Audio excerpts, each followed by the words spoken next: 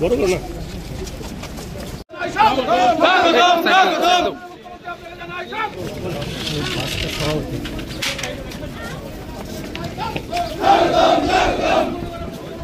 এখন খুশি যেখানে রাজ্যের যে কোনো জায়গায় যাবে। আর ধর্মনগরবাসী হিসেবে আমরা মনে করি মুখ্যমন্ত্রী আসা মানে নতুন নতুন উন্নয়ন, নতুন নতুন আবিষ্কার, মানে উন্নয়নের ক্ষেত্রে আবিষ্কার।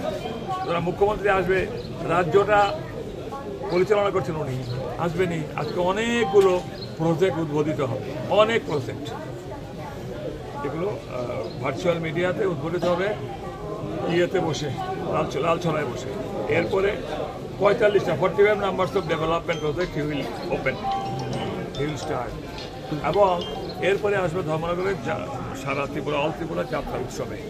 এটাও কিন্তু একটা মন মাতানো জিনিস, বহুদিন পরে যাত্রা উৎসব হচ্ছে ধর্মনগরে। এবার এটার উদ্যোগে কিন্তু মাননীয় মুখ্যমন্ত্রী মহোদয়।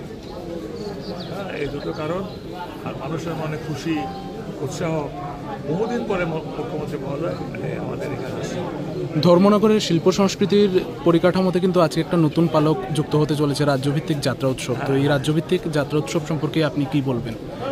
সংস্কৃতির শিল্পের শহর হয়ে গেছে ধর্মনগর, যেটাতে আমাদের উৎসাহ, উদ্দীপনায় এবং নারিশমেন্টে আজকে এই স্টেজে এসে পৌঁছে গেছে।